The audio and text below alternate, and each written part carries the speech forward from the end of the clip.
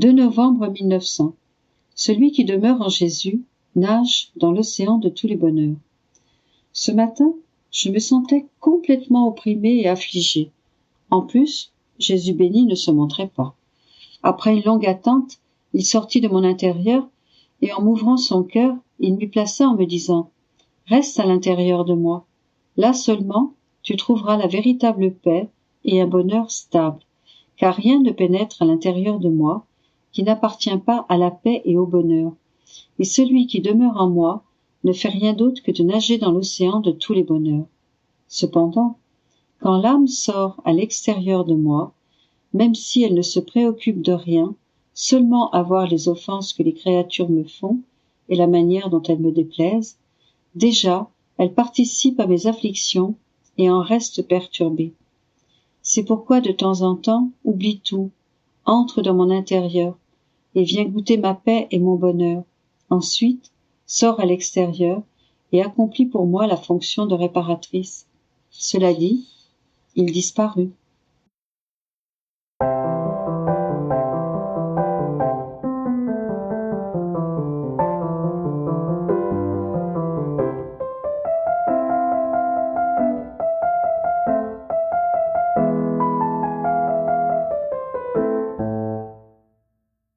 « 2 novembre 1905.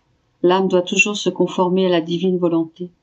Si elle fait ainsi, Jésus la fait vivre de lui et en lui. Me trouvant dans mon état habituel, j'étais très affligée par la privation de mon adorable Jésus, et je disais « Ah Seigneur, je ne veux que toi. Je ne trouve aucun contentement hors de toi. Et toi, tu m'as laissé aussi cruellement. » Sortant de mon intérieur, Jésus me dit « C'est bien ainsi. Je suis ton unique contentement, et je trouve tout mon contentement en toi, de sorte que si je n'avais personne d'autre, toi seul me rendrais heureux. Ma fille, aie un peu de patience, jusqu'à ce que les guerres commencent. Ensuite, nous ferons comme avant. » Sans réfléchir, je dis « Seigneur, fais-les commencer. » Mais immédiatement j'ajoutais « Seigneur, je me suis trompée. » Jésus dit « Ta volonté doit être la mienne.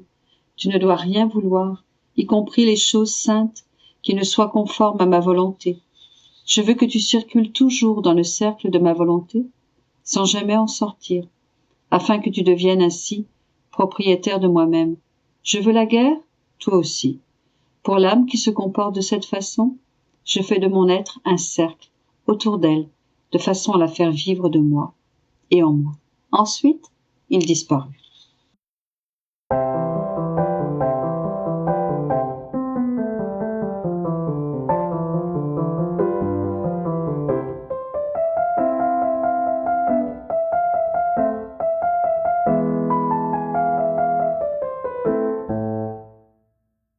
« 2 novembre 1909.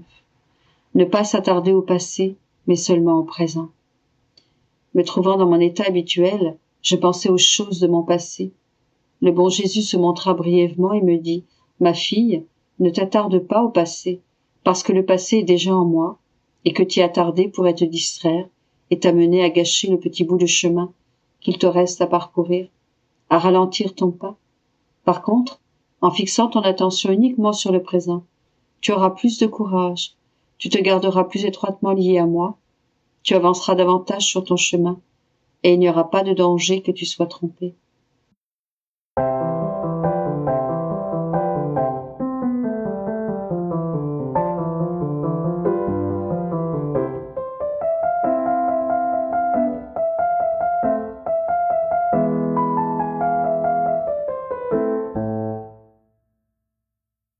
« 2 novembre 1911. Jésus continue de lier Louisa, ne lui permettant pas d'intercéder en faveur des créatures. Il lui donne un cœur de lumière.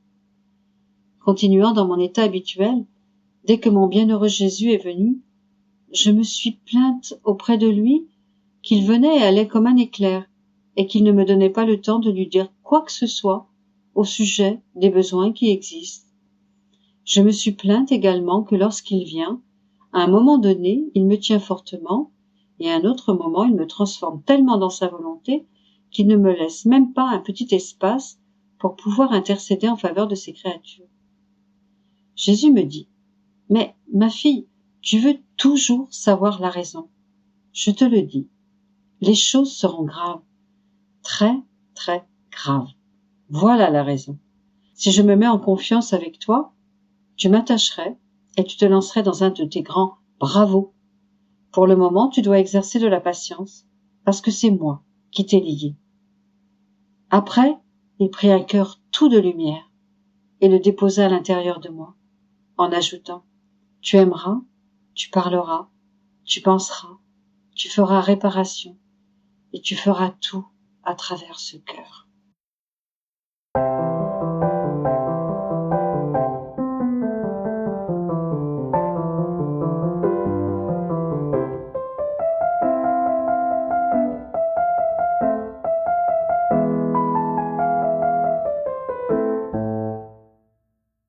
« 2 novembre 1912. L'âme qui veut se reconnaître doit le faire en Jésus qui est en elle. Poursuivant dans mon affliction, je me disais: je ne me reconnais plus. Ma douce vie, où es-tu? Que dois-je faire pour te retrouver? Sans toi, mon amour, je ne peux trouver la beauté qui m'embellit, la force qui me fortifie, la vie qui me vivifie. Je manque de tout, tout est mort pour moi. Sans toi, la vie est plus pénible que toute mort. C'est une mort continuelle. Viens, ô Jésus, je n'en peux plus. Ô suprême lumière, viens. Ne me laisse pas attendre plus longtemps. Tu me laisses toucher tes mains, puis quand j'essaye de te saisir, tu t'éloignes aussitôt. Tu me laisses voir ton ombre, et dès que j'essaye de regarder dans cette ombre la majesté et la beauté de mon soleil Jésus, je perds les deux, l'ombre et le soleil. Oh, s'il te plaît, pitié. Mon cœur est en 1000 pièces. Je ne peux plus vivre. Ah, si au moins je pouvais mourir. Pendant que je disais cela, mon toujours aimable Jésus vint brièvement et me dit: ma fille, je suis ici, en toi. Si tu veux te reconnaître, viens en moi. Viens te reconnaître en moi. Si tu viens te reconnaître en moi, tu te remettras en ordre, parce qu'en moi tu trouveras ton image semblable à moi. Tu trouveras là tout ce qui t'est nécessaire pour préserver et embellir cette image. Quand tu viendras te reconnaître en moi, tu reconnaîtras aussi ton prochain en moi. Et en voyant combien je t'aime, et combien j'aime ton prochain, tu t'élèveras au niveau du véritable amour divin et, à l'intérieur et à l'extérieur de toi, tout se mettra dans l'ordre véritable, qui est l'ordre divin. Mais si tu essayes de te reconnaître en toi-même, premièrement, tu ne te reconnaîtras pas vraiment, parce qu'il te manquera la lumière divine. Deuxièmement, tu trouveras tout sans dessus-dessous, misère, faiblesse, noirceur, passion et tout le reste. C'est le désordre que tu trouveras à l'intérieur et à l'extérieur de toi. Parce que toutes ces choses seront en guerre non seulement contre toi, mais aussi entre elles, pour savoir laquelle pourra te blesser le plus. Et imagine dans quel ordre elles te placeront par rapport à ton prochain. Non seulement je veux que tu te reconnaisses en moi, mais si tu veux te rappeler de toi, tu dois venir le faire en moi. Autrement, si tu essayes de te rappeler de toi sans moi, tu te feras plus de mal que de bien.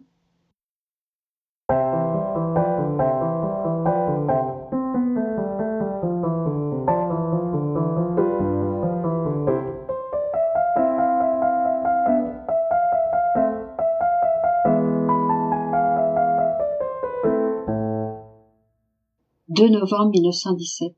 Plainte de Jésus. Menace de châtiment pour l'Italie. Je poursuivais dans les privations, les souffrances et l'amertume à cause de tant de maux dont j'entendais parler, en particulier l'entrée d'étrangers en Italie. Je priais mon bon Jésus d'arrêter les ennemis et je lui ai dit: est-ce cela l'inondation dont tu m'as parlé il y a quelques jours? Le bon Jésus me dit: ma fille, c'est l'inondation dont je t'ai parlé et elle se poursuivra. Les étrangers continueront d'envahir l'Italie. Cela n'est-il pas bien mérité? J'avais choisi l'Italie comme seconde Jérusalem. Cependant, elle a ignoré mes lois et refusé de me rendre ce qui m'est dû. Ah, je peux dire qu'elle ne se conduit pas à la manière des humains, mais à la manière des bêtes. Même sous le pesant fléau de la guerre, je ne suis pas reconnue, et elle veut continuer de se comporter comme mon ennemi. C'est justice qu'elle ait subi la défaite.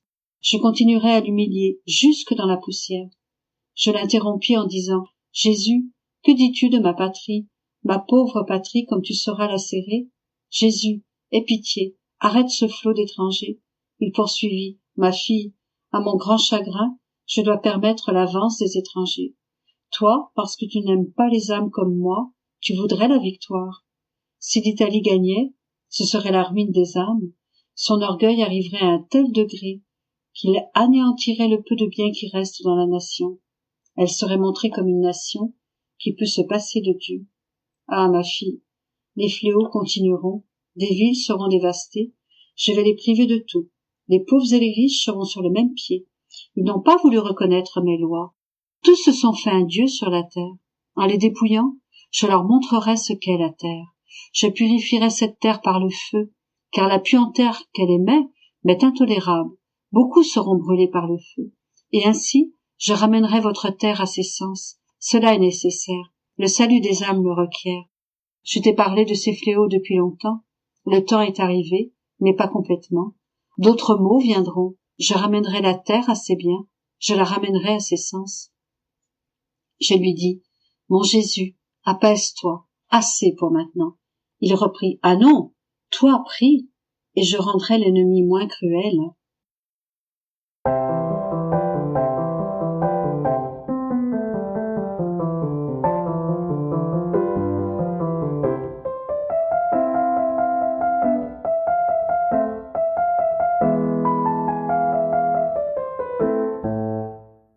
2 novembre 1926. Cacher ses actes dans les actes de la Maman Céleste. Comment la rédemption ne servira plus de nourriture aux malades, mais d'aliment aux créatures en bonne santé.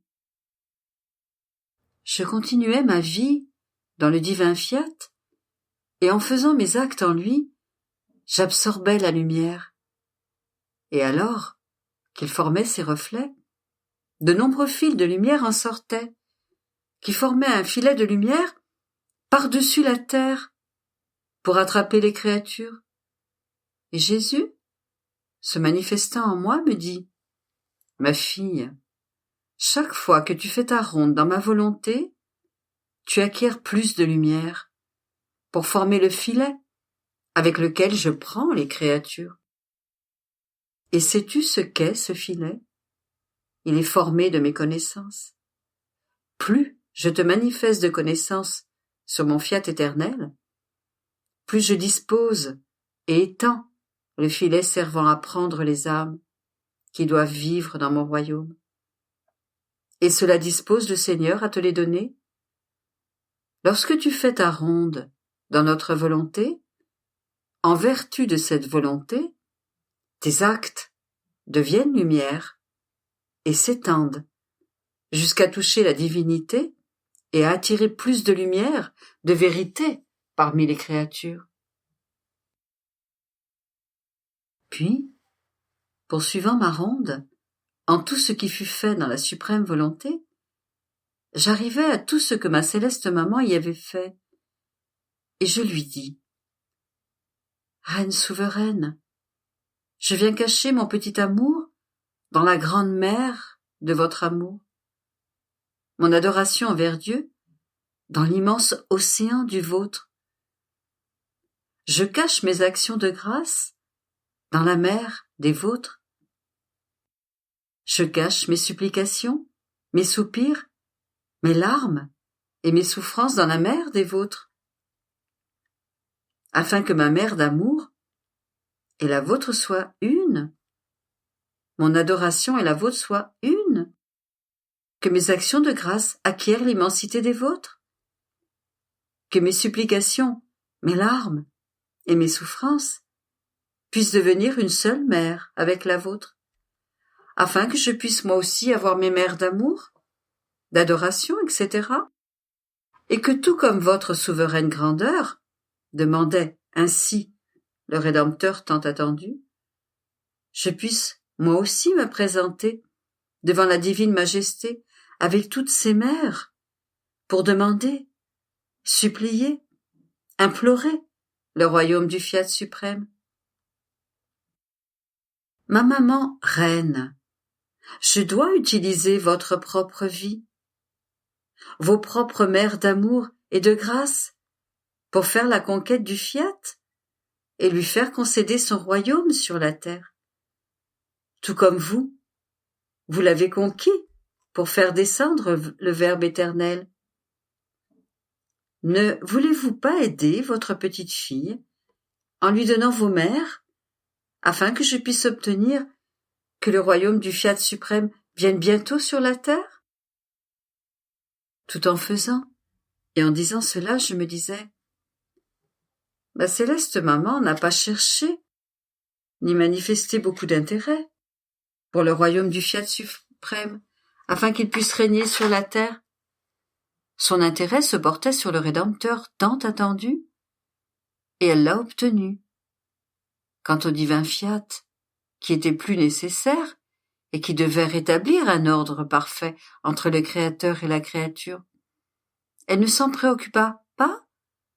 Elle devait, comme reine et mère, réconcilier la volonté humaine et la volonté divine, pour que celle-ci puisse régner et triompher pleinement. À ce moment, mon toujours aimable Jésus se manifesta en moi et, toute bonté, il me dit, « Ma fille, la mission de mon inséparable maman concernait le Rédempteur tant attendu, et elle l'a rempli parfaitement. Cependant, tu dois savoir que la substance, la source et la cause première de tout ce que nous avons fait, elle et moi, c'était le royaume de ma volonté. Mais comme la rédemption était nécessaire pour que cela arrive, même si le royaume du Fiat était dans nos actes, extérieurement, nous nous occupions essentiellement du royaume de rédemption. Par contre, ta mission est exclusivement en vue du royaume de la suprême volonté, et tout ce que la reine souveraine et moi avons fait est à ta disposition pour t'aider et te permettre d'avoir accès à la divine majesté, afin de demander sans cesse la venue du royaume du Fiat éternel. Il aurait fallu, pour recevoir le bien du Rédempteur tant attendu, que tu fasses ta part. Mais comme à cette époque, tu n'étais pas là, ma maman était là pour toi.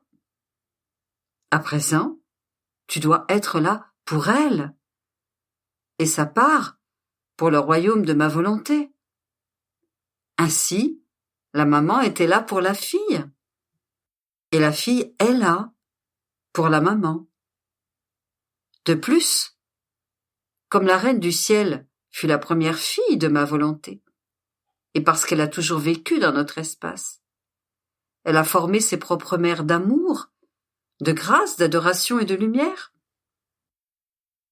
À présent que tu es la seconde fille de ma volonté, ce qui est à elle est à toi, parce que ta maman te garde comme une naissance sortie d'elle-même, et elle se réjouit de voir sa fille dans ses propres mères pour demander le royaume tant attendu du divin Fiat sur la terre.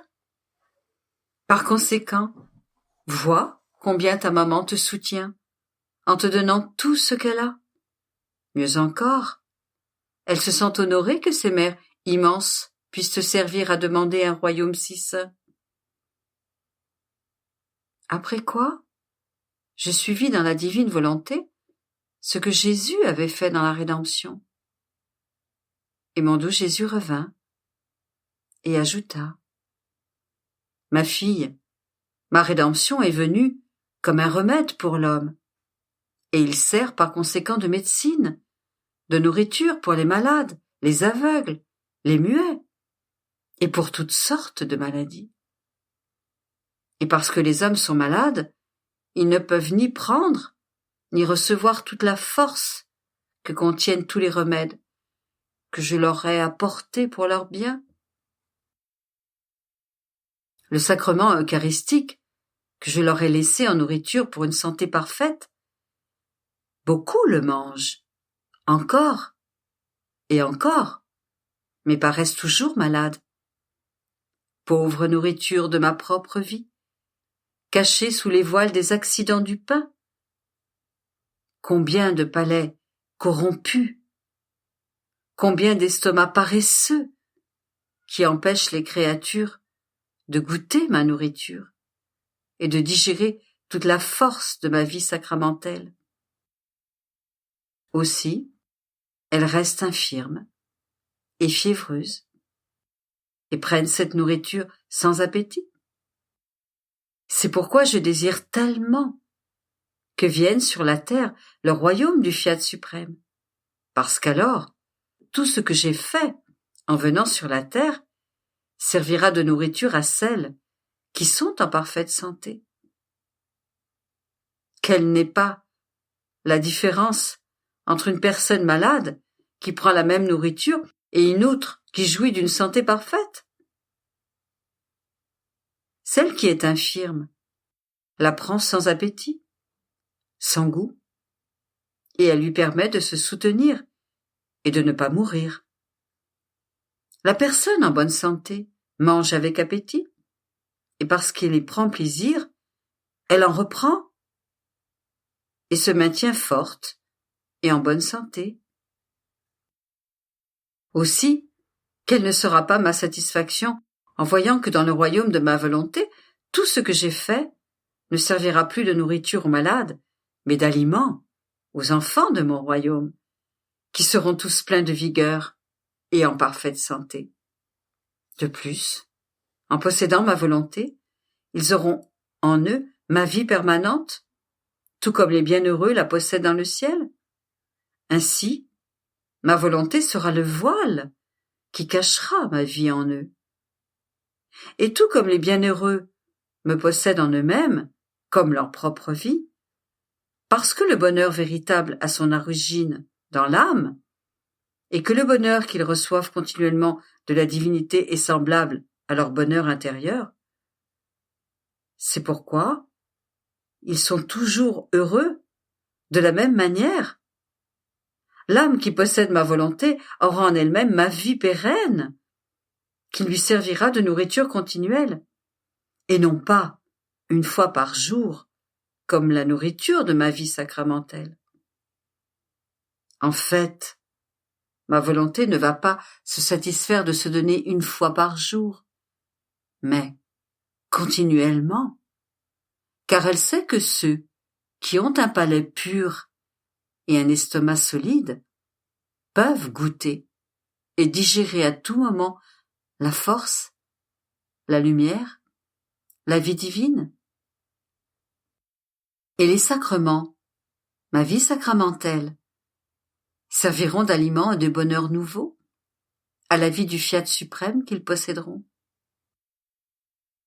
Le royaume de ma volonté sera l'écho véritable de la patrie céleste, où, tandis que les bienheureux possèdent leur Dieu comme leur propre vie, ils le recevront en eux de l'extérieur. Ainsi, ils possèdent en eux-mêmes la vie divine, et ils la reçoivent de l'extérieur. Quelle ne sera pas ma joie de me donner sacramentellement aux enfants du Fiat éternel et de trouver en eux ma propre vie. Ma vie sacramentelle aura alors son fruit complet, et les espèces consommées, je n'aurai plus la peine de laisser mes enfants sans la nourriture de ma vie continuelle, parce que ma volonté, plus que les accidents sacramentels, maintiendra toujours sa vie divine dans sa pleine possession. Dans le royaume de ma volonté, il n'y aura pas interruption, mais permanence de nourriture et de communion.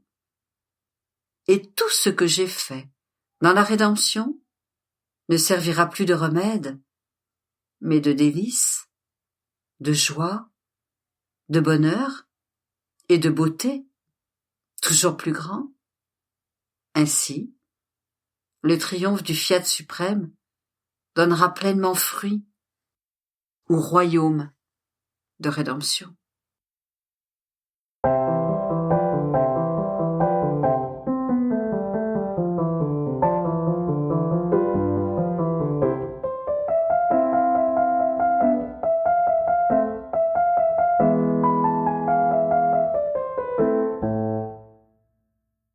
« 2 novembre 1927.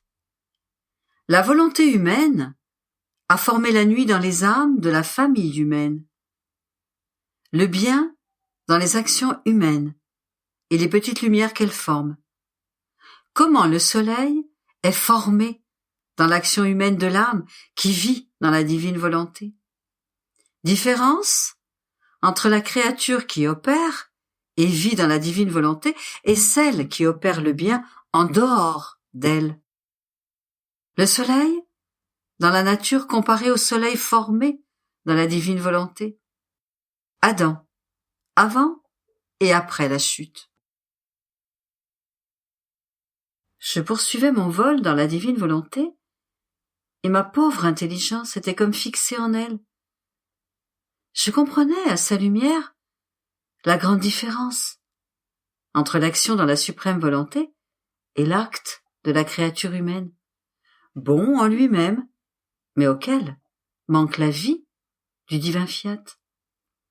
Et je me disais, une telle différence est-elle possible? Mon bien-aimé Jésus, se manifestant en moi, me dit, ma fille, la volonté humaine a formé la nuit dans les âmes de la famille humaine.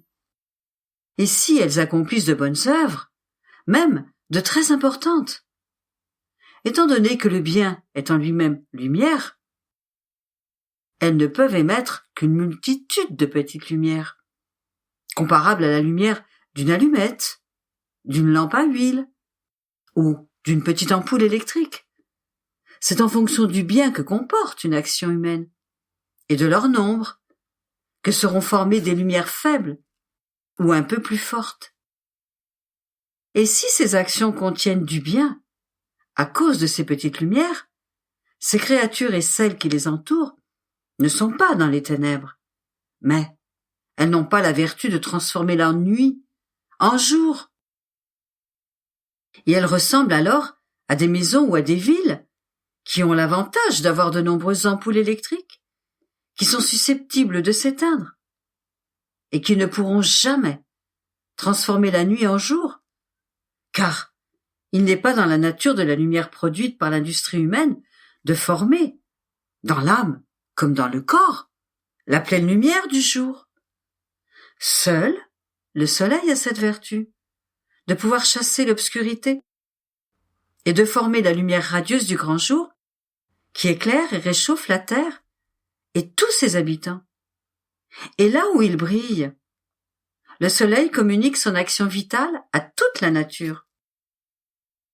Or, ce n'est qu'en vivant et en agissant dans ma volonté qu'il peut toujours faire jour.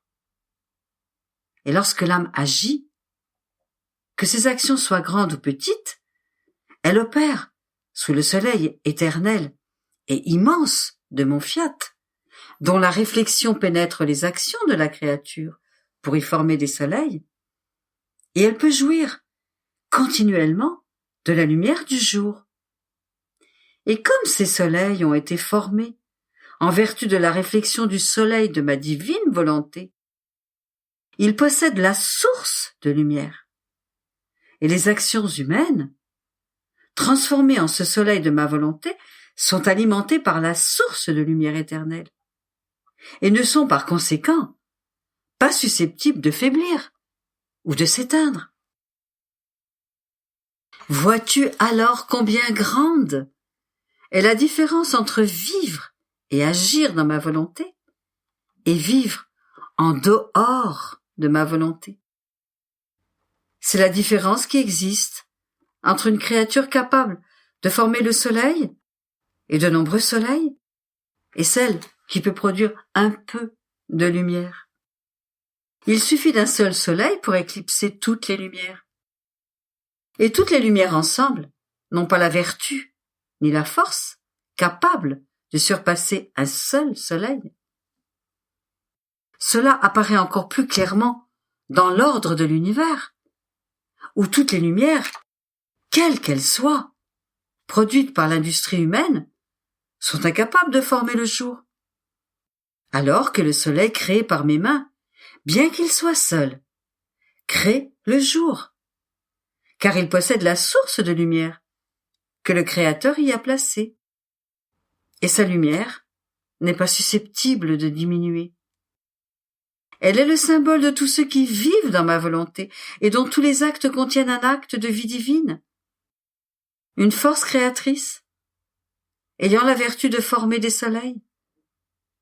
Et ma volonté ne s'abaisse pas à former de petites lumières, mais des soleils qui ne s'éteignent jamais.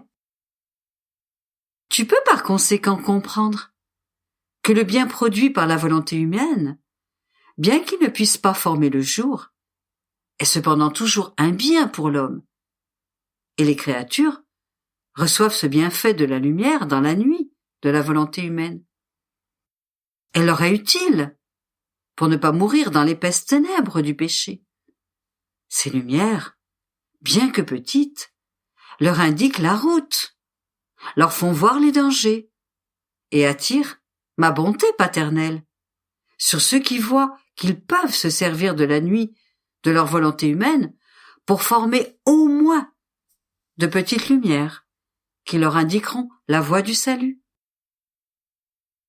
C'est exactement cela qui attira sur Adam notre tendresse et notre bonté paternelle.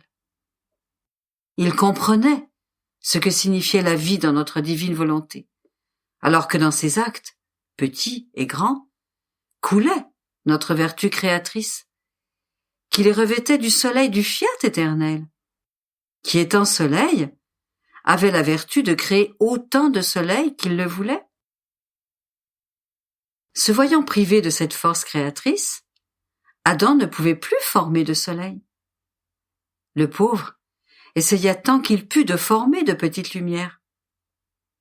Voyant la grande différence qui existait entre son premier état et celui qui suivit le péché, sa douleur était si grande qu'il se sentait mourir à chacun de ses actes. Le pauvre Adam s'évertuait à produire ces petites lumières avec ses actes, et il émut l'être suprême, qui admira son zèle, en vertu de quoi il maintint la promesse d'un Messie à venir.